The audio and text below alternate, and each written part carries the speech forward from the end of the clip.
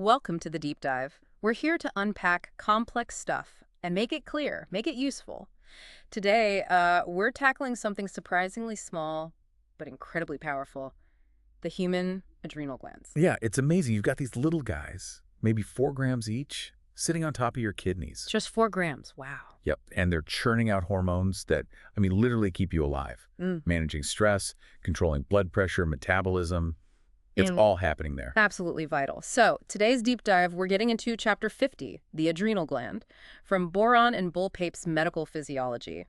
It's a cornerstone text, but let's be honest, it can be pretty dense. Oh, for sure. Our goal is to break it down, make these physiological concepts really clear, engaging, and clinically relevant. We want you to follow along, grasp how these systems work from the basics up, no visuals needed. I feel confident about it because, understanding this stuff is fundamental for diagnostics, for figuring out what's wrong, for treatment. Right. It all connects back. Exactly. So let's dive in. Where exactly are these adrenal glands hiding? Okay, so they're in what's called the retroperitoneal space. Basically, behind the main lining of your abdomen, perched right on top of each kidney. And each one isn't just one thing. It's actually got 2 distinct parts. 2 parts? Yeah, an inner bit called the medulla, and then an outer layer wrapping around it, the cortex. Huh, a gland inside a gland. Interesting. And I remember reading they actually come from different places embryonically. That's right. Yeah. And it totally explains why they do different things. The outer cortex, it develops from mesoderm, same stuff that makes like muscle and bone. Yeah. But the inner medulla, that comes from neural crest cells. Ah, like nerve cells. Exactly. Which, kind of hints at its role later on with the nervous system. It sets up their totally different jobs. So with these 2 different parts, what are the main hormones we're talking about? I think there are 4 big ones. You got it. The cortex is mainly responsible for cortisol, the big stress hormone, and aldosterone, which is key for salt and water balance. It also makes some androgenic steroids, less talked about but still there. Then the medulla, that inner part, that pumps out epinephrine, which most people know as adrenaline, and also norepinephrine. Right, adrenaline. Okay, let's focus first on the adrenal cortex, the steroid powerhouse. You said it has layers. It does, yeah. It's neatly organized. 3 distinct layers of cells. Right under the outer capsule, you've got the zona glomerulosa. Glomerulosa, okay. Then the middle layer, it's the thickest one. That's the zona fasciculata. And the innermost layer, right up against the medulla, is the zona reticularis. And each layer has its own job, hormone-wise. Exactly. The zona glomerulosa, that outer layer, is the only place that makes aldosterone. That's our main mineralocorticoid. Think minerals like sodium, salt. Mineralocorticoid, aldosterone. Salt. Got it. Then the other 2, the zona fasciculata and zona reticularis, they work together. Their main product is cortisol, the principal glucocorticoid. Think glucose, sugar metabolism. And they also make those androgens we mentioned. Okay, so cortisol is a glucocorticoid. Aldosterone is a mineralocorticoid. Both steroids from the same gland cortex, but totally different jobs. How does that work chemically? They must be similar. They are remarkably similar. Structurally, it's kind of amazing. They both start from cholesterol. Aldosterone, for example, it just lacks an OH group at one spot compared to cortisol, but has an aldehyde group somewhere else. Tiny changes. The huge differences in function. Massive differences. Cortisol, the glucocorticoid, its main game is boosting plasma glucose. It ramps up gluconeogenesis, making new glucose, and pulls amino acids from muscle to fuel that. Big role in stress response, energy management. Okay. Aldosterone, the mineralocorticoid, is all about salt and water. It tells your kidneys to hang on to sodium, and water follows. So it directly impacts your fluid volume and consequently your blood pressure. Wow. Subtle chemistry, big physiological impact. Let's stick with cortisol for a bit, the stress manager, metabolic maestro. It's a steroid, so it starts with cholesterol, right? Can you walk us through how that happens, sort of the key steps? Sure. Like an assembly line. Starts with cholesterol, mostly pulled in from LDLs in your blood. Then there are these enzymatic steps happening back and forth between the mitochondria and the smooth think power plant and chemical factory inside the cell. Okay, so what are the make or break moments in that process? Well, the very first step is crucial. It's the rate-limiting step for making any steroid hormone. Cholesterol gets converted to pregnenolone. The enzyme is P450-SCC. This step controls the whole output. The main bottleneck. Exactly. From pregnenolone, things branch out. In the fasciculata and reticularis, a series of enzymes work on it, modify it until you get cortisol. But here's the key thing for aldosterone, the glomerulosa layer. It's missing one specific enzyme called 17-hydroxylase. Ah, Without that enzyme, it just can't make cortisol, so it specializes in aldosterone instead. Okay, that makes sense why the layers are specialized. And you mentioned these fasciculata and reticularis layers also make some androgens on the side. Yeah, sort of as byproducts. Mm-hmm. Using some of the intermediate molecules in the cortisol pathway, they also produce things like DHEA and androstenedione.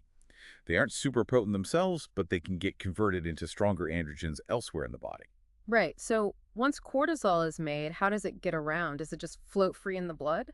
Mostly no. It diffuses into the blood, sure, but then about 90% of it gets grabbed by a transport protein called corticosteroid binding globulin, or CBG. Another, maybe 7%, hitches a ride on albumin. So only a tiny fraction is actually active. Exactly. Only about 3–4% is free and biologically active at any given time. And then eventually gets cleared out, mainly by the liver and kidneys. And isn't there that interesting enzyme, 11-HSD, that messes with cortisol activity in tissues? Yes. This is super interesting. The 11-hydroxysteroid dehydrogenase system, specifically 11-HSD1, which is found in places like the liver and, importantly, fat tissue. It can take inactive cortisone and convert it back into active cortisol. So tissues can kind of reactivate cortisol locally. Precisely. And this leads to a really important clinical idea. Maybe increased 11-HSD1 activity in fat tissue could locally generate more cortisol right there, contributing to things like insulin resistance and metabolic syndrome. It's not just about blood levels, but local action too. That's a fascinating link. Okay, so this active cortisol, how does it actually work inside cells? Most of its effects are genomic, meaning cortisol gets inside the cell, binds to its receptor, the glucocorticoid receptor, GR. This whole complex then moves into the cell nucleus. The control center. Right, and there it binds to specific DNA sequences called GREs, glucocorticoid response elements, and basically tells genes to turn on or off. It changes the proteins the cell makes. And what kind of changes does that lead to physiologically? A whole range of things. Metabolically, Right. it revs up glucose production in the liver, breaks down muscle protein for fuel, shifts fat around. Immunologically, it's a powerful anti-inflammatory and suppresses the immune system, affects white blood cells, calms inflammation. Which is why steroid drugs are used for inflammation. Exactly. But it also affects bone, slows down new bone formation, messes with calcium absorption. And even in the brain can affect mood, memory, cognition. Think about how you feel during long periods of stress. Yeah, definitely. Which makes sense why having too much or too little cortisol causes major problems like Cushing's syndrome. Right. Cushing's syndrome is cortisol excess. People can develop central obesity fat around the trunk, face, upper back high blood pressure, easy bruising, weak bones, weak muscles, high blood sugar. It can come from taking steroid meds or an adrenal tumor, or often a pituitary tumor making too much ACTH. That specific case is called Cushing disease.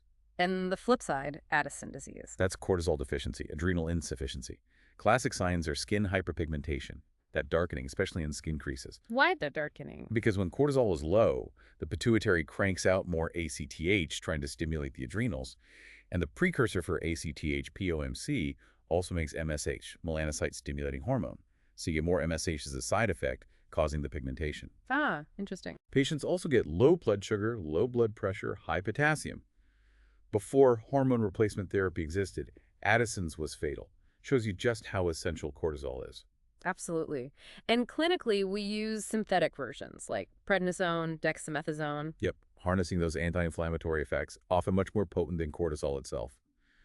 But maybe the best example, connecting pathway to disease, is 21-hydroxylase deficiency. Okay, what happens there? It's the most common enzyme defect in this whole synthesis pathway. If you lack this enzyme, you can't make enough cortisol or aldosterone. So the pituitary screams for more ACTH. But the precursors can't go down the cortisol-aldosterone route, so they get shunted sideways into making adrenal androgens. So you get way too many androgens. Exactly. You get the problems of low cortisol and aldosterone salt wasting, low blood pressure, plus the effects of excess androgens. In female infants, this can cause virilizing congenital adrenal hyperplasia, where the genitalia look ambiguous at birth. It really highlights how crucial the balance is. Wow. Okay, so how is cortisol normally kept in balance? How is it regulated? That's the job of the hypothalamic pituitary adrenal axis, the famous HPA axis. Think of it as a command chain with feedback. Like a thermostat. Exactly like a thermostat. Yeah. Your hypothalamus in the brain releases CRH, corticotropin-releasing hormone. CRH travels just a tiny distance to the anterior pituitary gland and tells it to release ACTH, adrenocorticotropic hormone. Okay. ACTH then travels through the bloodstream to the adrenal cortex, specifically the fasciculata reticularis, and stimulates cortisol production and release. And the feedback part. The cortisol itself then signals back to both the hypothalamus and the pituitary, telling them, okay, levels are good, ease up on the CRH and ACTH. It's a negative feedback loop that keeps cortisol in normal range. Neat. So CRH, the first signal from the hypothalamus, what's special about it? It's a peptide hormone made in a specific part of the hypothalamus. Travels through this special little portal blood system directly to the pituitary. When it hits the pituitary cells, it acts fast, triggers immediate ACTH release, and also ramps up the production of the ACTH precursor protein over time. And it's not the only player. AVP, arginine vasopressin, can also strongly stimulate ACTH, especially during stress. Okay, and ACTH itself, what's its story? ACTH is also a peptide. It actually comes from a much bigger precursor molecule called POMC, pro-opiomelanocortin. The one that also makes MSH. Right. POMC gets chopped up to make ACTH, MSHs, and even B-endorphin, which is involved in pain relief. So stress response, pigmentation, pain relief, all linked through this one precursor. ACTH then binds to its specific receptor, MC2R, on the adrenal cortex cells. And that binding triggers cortisol synthesis. It triggers that key first step, cholesterol to pregnenolone. And if the stimulation is chronic, it also tells the adrenal cells to make more of the synthesis enzymes, more LDL receptors to pull in cholesterol. Basically, it bulks up the cortisol production machinery. Which explains why things go wrong if ACTH is off kilter, like stopping steroids suddenly. Exactly.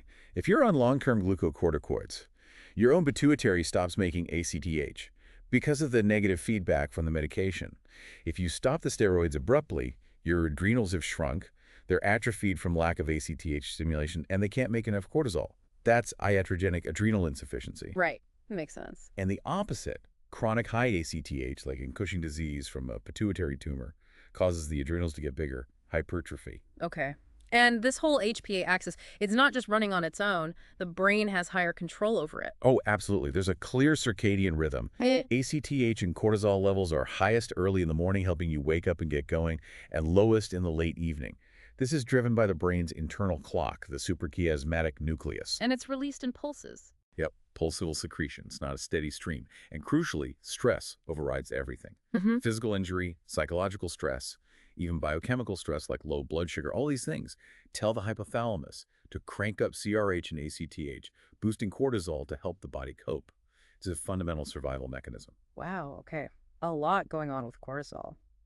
Let's switch gears to the other major cortex hormone, aldosterone, the volume and potassium guardian. Remind us of its main job again. Its primary job is managing your body's salt balance and therefore the extracellular fluid volume. By telling the kidneys how much sodium and water to keep, it has a huge impact on your arterial blood pressure. Okay. And how is that different from AVP, vasopressin? They both deal with water, right? Good question. Easy to mix up. AVP is more about the concentration of your body fluids, the osmolality. It controls free water reabsorption to dilute or concentrate your blood as needed. Aldosterone is about the total volume of sodium and water in your extracellular space. Think volume and pressure for aldosterone, concentration for AVP. Got it. Volume versus concentration. So aldosterone synthesis. It also starts with cholesterol, but it only happens in that outer glomerulosa layer. Correct. It shares the early steps with cortisol, up to progesterone. But the key is that only the zona glomerulosa cells have the enzyme aldosterone synthase. That makes them the exclusive factory for aldosterone.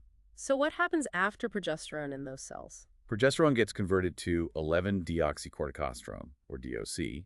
Then DOC becomes corticosterone. And finally, that special aldosterone synthase enzyme does its magic on corticosterone to produce aldosterone.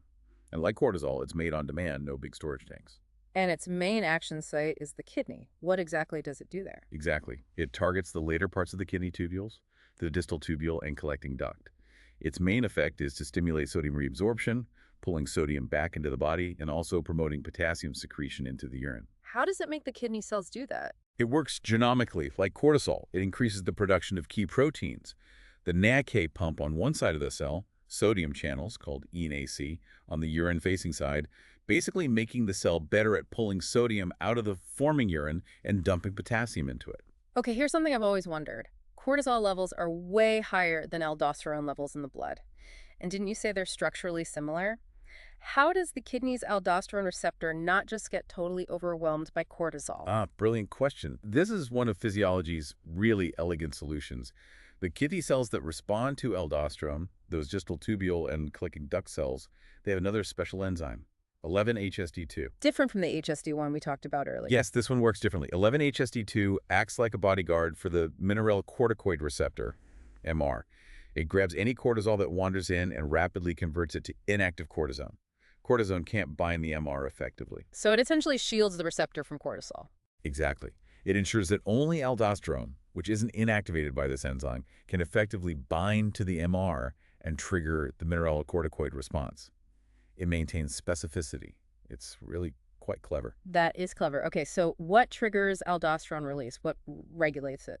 Three main things. Number one, and the most important, is the renin-angiotensin-aldosterone system, or RAAS. RAS, okay. Number two is the concentration of potassium in the blood plasma. High potassium is a potent stimulus. And number three, a minor role is played by ACTH. Let's break down RAS. It's a big one. It really is. It's a cascade. Starts with the liver making angiotensinogen. Then, when the kidney senses low blood pressure or low sodium, special cells there release an enzyme called renin. Renin cuts angiotensin to make angiotensin the first. Okay. Then another enzyme, ACE-angiotensin converting enzyme, lots of it in the lungs, converts angiotensin I into angiotensin second, or ANG2. And ANG2 is the key player. It's a major player. AG2 does two big things. It's a powerful vasoconstrictor, clamping down blood vessels to raise pressure immediately. And crucially for this discussion, it directly stimulates the zona glomerulosa cells to make and release aldosterone. How does it stimulate aldosterone production? It binds to specific receptors, AT1 receptors, on the glomerulosa cells, triggering signals inside the cell, particularly increasing intracellular calcium, which then boosts the activity of those aldosterone synthesis enzymes. And the potassium link. You said high potassium stimulates it directly. Yes. Increased potassium levels in the blood directly cause the glomerulosa cell membrane to depolarize slightly. This opens calcium channels, calcium flows in, and just like with AG2, this rise in calcium stimulates aldosterone synthesis. They actually work together synergistically. And ACTH is just a minor nudge. Pretty minor for aldosterone, yeah. It can cause a small transient increase, mostly by boosting key MP levels in the glomerulosa cells, which indirectly affects calcium. It might be more important for stimulating other, weaker mineralocorticoids like DOC from the fasciculata layer, especially if ACTH levels are chronically high. So does aldosterone feedback to shut itself off, like cortisol does? Sort of, but indirectly. When aldosterone causes salt and water retention, this increases blood volume and pressure. That increased pressure is sensed by the kidneys, which then reduces renin release, shutting down the RAS cascade. Ah, so it fixes the problem that triggered renin in the first place. Exactly. And by promoting potassium excretion, it lowers plasma potassium levels, which also reduces the direct stimulus for its own release. So it regulates itself, but through fixing the conditions that stimulated it. Very cool. And clinically, problems with aldosterone. You can have too much hyperaldosteronism, or Conn syndrome, often caused by a small tumor in the adrenal gland. Leads to high blood pressure and low potassium. And because the aldosterones are being made autonomously, renin levels will be low. That's a key diagnostic clue. And treatments often target this system. Absolutely. The RAAS is a huge target for treating hypertension. Drugs like spironolactone directly block aldosterone's action in the kidney. ACE inhibitors block the formation of ANG2. ARBs, or angiotensin receptor blockers, stop ANG-D2 from binding to its receptor. All aim to lower blood pressure by interfering with this system. And aldosterone can be problematic in things like heart failure, too. Yes, unfortunately. In congestive heart failure, the body sometimes inappropriately activates the RAAS, leading to high aldosterone levels. This makes the body retain even more salt and water, worsening the edema and the strain on the heart. Aldosterone might also have direct harmful effects on the heart muscle itself, promoting scarring or fibrosis. Man, these hormones are involved in so much. Okay, let's shift to the inner part now, the adrenal medulla, the fight-or-flight dispatcher. Right. This is where the endocrine system meets the nervous system head-on. The main cells here, the chromaffin cells, are basically modified nerve cells. Specifically, they're like post-ganglionic sympathetic neurons. But instead of releasing neurotransmitters onto another cell, They dump hormones directly into the bloodstream. It's a way to get a rapid, body-wide sympathetic response. And didn't you mention a special blood supply connecting the cortex and medulla? Yeah, it's fascinating. Blood flows from the cortex into the medulla through a portal system. This means that the medulla cells are constantly bathed in super high concentrations of cortisol coming from the cortex. And that matters. It matters hugely for hormone synthesis, as we'll see. It allows the cortex to directly influence what the medulla does. So what hormones are we talking about from the medulla? Primarily epinephrine, which is adrenaline. Yeah. This is key. Epinephrine is made only in the adrenal medulla, nowhere else. They also make norepinephrine. Which is also a neurotransmitter elsewhere. Exactly. Norepinephrine is used by sympathetic nerves throughout the body, but the medulla adds it to the bloodstream too. But epinephrine is the medulla's unique signature hormone. How are these made? They're catecholamines, right? Yep. They start with the amino acid tyrosine, series of steps. Tyrosine becomes L-dopa. L-dopa becomes dopamine.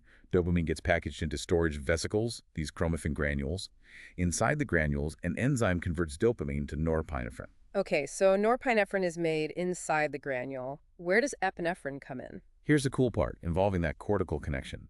Norepinephrine actually moves out of the granule into the cell cytoplasm. There, another enzyme called PNMT, phenolethanolamine and methyltransferase, converts norepinephrine into epinephrine. PNMT, okay. And guess what boosts the production and activity of PNMT?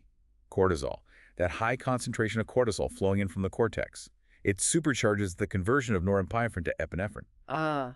So when you're stressed, cortisol from the cortex helps the medulla make more adrenaline. Precisely. It links the HPA axis stress response with the immediate sympathetic fight-or-flight response. Then, the newly made epinephrine gets transported back into the chromaffin granules for storage until it's needed. So how does it get released? When danger strikes? It's triggered by the nervous system. Your brain perceives a threat or stress, sends signals down specific nerves, the preganglionic splanchnic nerves. These nerves release acetylcholine onto the chromaffin cells. Like flipping a switch. Pretty much. Acetylcholine binds to receptors, depolarizes the chromaffin cell, opens calcium channels, calcium rushes in, and boom, the granules fuse with the cell membrane and release their contents, epinephrine, norepinephrine, ATP, other proteins, right into the bloodstream. Exocytosis. And that causes the classic fight or flight symptoms. Instantly. We're talking rapid effects. Yeah. Heart pounds, breathing gets faster and deeper as airways open up, pupils dilate. You get that surge of energy as glucose and fats are mobilized from storage. Goosebumps, maybe? All designed to prepare you for intense physical exertion, fight, or run. How does the body shut that down? How are epinephrine and norepinephrine broken down? Two main enzymes handle cleanup. COMT, catecholaminomethyltransferase, starts modifying them into metabolites called metanephrines, and MAO monoamine oxidase helps break them down further, eventually producing VMA, vanillamandelic acid. VMA, okay. These breakdown products then get processed, usually conjugated in the liver, and excreted in the urine. And measuring those breakdown products is useful clinically. Very useful. If doctors suspect a pheochromocytoma, that's a tumor of the adrenal medulla that overproduces these hormones, measuring levels of catecholamines and their metabolites like metanephrines and VMA in the urine is a key diagnostic test. Gotcha. And these hormones, they act on specific receptors, right? Adrenergic receptors? Yep. Adrenergic receptors or adrenoceptors. They're all G protein-coupled receptors. We classify them broadly into alpha and beta types, and each has subtypes IO1, AO2, BO1, 2, 3. Different subtypes do different things. Totally. They link to different signaling pathways inside the cell. Beta receptors generally increase ChemPMP. Alpha-2 receptors decrease ChemP. Alpha-1 receptors increase intracellular calcium. This allows for incredibly diverse and specific responses in different tissues depending on which receptors are present. And that's why we have drugs that target specific subtypes. Beta blockers, for example. Exactly. Understanding this receptor diversity has been huge for pharmacology. We can design drugs to selectively activate or block specific subtypes to treat conditions like hypertension, asthma, heart failure, and many others with fewer side effects. So how is the medulla regulated? Is there a feedback loop like with cortisol? This is really important. No. There's no direct endocrine feedback loop controlling adrenal medullary secretion. Control is almost entirely via the central nervous system. So the brain just decides when to trigger it? Pretty much. Think about low blood sugar, hypoglycemia. Your brain detects it, sends sympathetic signals straight to the adrenal medulla. Epinephrine gets released, goes to the liver, tells it to release glucose, blood sugar comes back up. But the epinephrine doesn't then feed back to tell the brain to stop. The brain stops the signal when blood sugar is normal again. It's direct neural control. Okay. And the main clinical issue you mentioned related to the medulla was pheochromocytoma. Right, pheochromocytoma. It's relatively rare, but it's a tumor of chromaffin cells, usually in the medulla, sometimes elsewhere. It pumps out huge amounts of epinephrine and norepinephrine, unregulated. Leading to those dramatic symptoms. Exactly. Patients get these episodes, sometimes triggered, sometimes spontaneous, of severe high blood pressure, racing heart, terrible headaches, sweating, anxiety, tremors. Because catecholamines raise blood sugar, they can also have glucose intolerance. Diagnosis relies on finding those high levels of catecholamines or their metabolites in urine or blood. What an amazing, intricate system. From the cortex meticulously managing metabolism and fluids with cortisol and aldosterone over the longer term, To the medulla, providing that instant, system-wide jolt of epinephrine and norepinephrine for emergencies. and it's all housed in these two tiny glands working together, influencing each other. It's really quite something. You've definitely waded through some deep physiological waters today. But, getting a solid handle on these basics, how the HPA axis works, how our RAS works, the catecholamine pathways, it really is the foundation for understanding so much in medicine. It really connects the dots. Okay, final thought then. We've talked about the acute stress response, fight or flight. But given how interconnected these adrenal systems are, especially the HPA axis, with our daily lives, what might be the more subtle, long-term physiological consequences of the kind of chronic, low-grade stress so many people experience today, beyond just that immediate surge? Something to think about. It's a great question. Definitely food for thought. Keep digging into this stuff. You're building a really solid understanding. Absolutely. Keep diving deep. You've got this. And thanks for being part of the Deep Dive family.